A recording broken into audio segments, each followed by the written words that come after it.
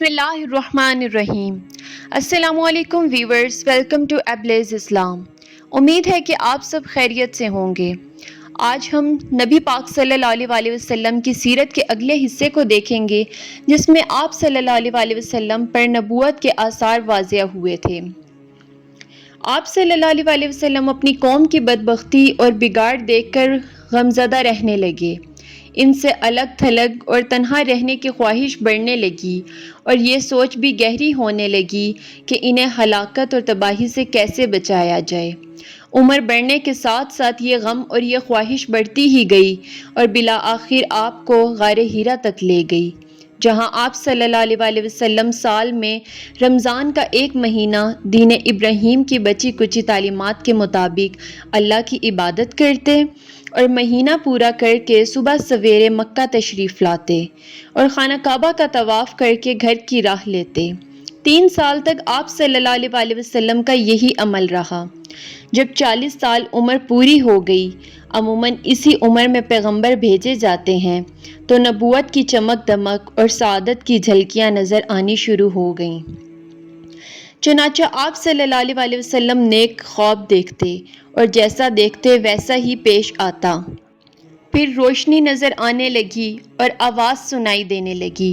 آپ صلی اللہ علیہ وسلم فرماتے ہیں کہ میں مکہ میں ایک پتھر کو پہچانتا ہوں جو نبوت سے پہلے مجھے سلام کیا کرتا تھا۔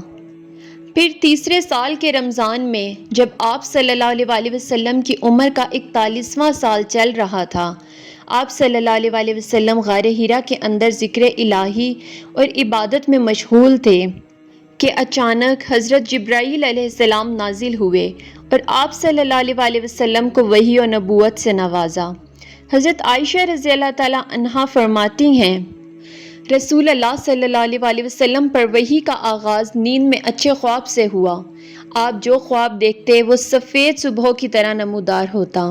پھر آپ کو تنہائی پسند آنے لگی، چنانچہ آپ غار حرا میں خلوت اختیار فرماتے اور کئی رات گھر آئے بغیر عبادت کرتے، اور اس عرصے کے لیے کھانا بھی لے جاتے۔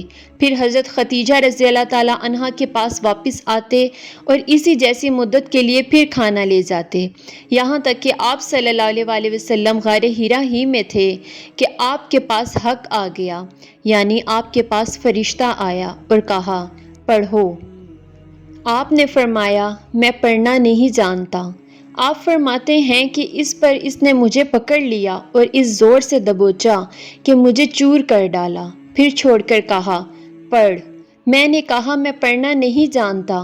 اس نے دوبارہ پکڑ کر دبوچا اور چور کر ڈالا، پھر چھوڑ کر کہا، پڑھ۔ میں نے کہا، میں پڑھا ہوا نہیں ہوں۔ اس نے تیسری بار دبوچا اور کہا، اقرأ بسم ربک الذی خلق، خلق الانسان من علق، اقرأ وربک الاکرم، الذی علم بالقلم، علم الانسان ما لم یعلم۔ پڑھ اپنے رب کے نام سے جس نے پیدا کیا، انسان کو لوتھڑے سے پیدا کیا۔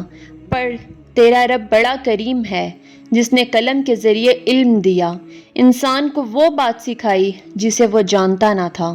سورہ علق کی پہلی 5 آیات نبی پاک صلی اللہ علیہ وسلم پر پہلی وحی کے طور پر نازل ہوئی تھیں۔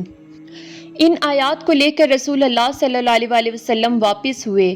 آپ کا دل کانپ رہا تھا۔ حضرت خدیجہ رضی اللہ تعالیٰ عنہ کے پاس پہنچ کر فرمایا، مجھے چادر اڑا دو، مجھے چادر اڑا دو۔ انہوں نے چادر اڑا دی، یہاں تک کہ دہشت جاتی رہی۔ پھر حضرت خدیجہ رضی اللہ تعالیٰ عنہا کو واقعہ سنا کر فرمایا کہ مجھے اپنی جان کا ڈر لگتا ہے۔ انہوں نے کہا، اللہ کی قسم، ایسا ہرگز نہیں ہو سکتا۔ اللہ آپ کو کبھی رسوا نہیں کرے گا۔ آپ صلہ رحمی کرتے ہیں، بے سہاروں کا بوجھ اٹھاتے ہیں، خالی ہاتھ والوں کا بندوبست کرتے ہیں، مہمان کی میزبانی کرتے ہیں، اور حق کے سلسلے میں پیش آنے والے مصائب میں مدد فرماتے ہیں۔ اس کے بعد حضرت خدیجہ رضی اللہ تعالیٰ عنہ آپ کو اپنے چچیرے بھائی ورقہ بن نوفل کے پاس لے گئیں۔ وہ دور جاہلیت میں عیسائی ہو گئے تھے اور عبرانی لکھنا جانتے تھے، چنانچہ عبرانی میں توفیق الہی کے مطابق انجیل لکھتے تھے۔ اس وقت وہ بوڑھے اور نابینا ہو چکے تھے۔ حضرت خدیجہ نے ان سے کہا، بھائی جان آپ اپنے بھتیجے کی بات سنیں۔ ورقہ نے کہا، بھتیجے تم کیا کہتے ہو؟ آپ صلی اللہ علیہ وسلم نے جو کچھ دیکھا تھا بیان کر دیا۔ ورقہ نے کہا، یہ تو وہی فرشتہ ہے جو موسیٰ علیہ السلام پر نازل ہوا تھا۔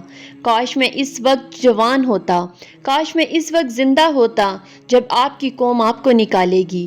رسول اللہ نے فرمایا، تو کیا میری قوم مجھے نکال دے گی؟ ورقہ نے کہا، ہاں، کوئی ایسا آدمی نہیں جو تمہارے جیسا پیغام لایا ہو مگر اس سے دشمنی نہ کی گئی ہو۔ اور اگر میں نے تمہارا وہ دن کہ جس دن تمہاری قوم تمہیں مکہ سے نکالے گی پا لیا تو تمہاری زبردست مدد کروں گا۔ اس کے بعد ورقہ جلد ہی فوت ہو گئے اور وہی رک گئی۔ امید ہے کہ آپ کو سیرت النبی صلی اللہ علیہ وسلم کا سلسلہ پسند آ رہا ہوگا۔ جلد ہی ہم آپ کی خدمت میں اگلی ویڈیو لے کے حاضر ہوں گے۔ تب تک اپنا خیال رکھیے۔ اللہ حافظ۔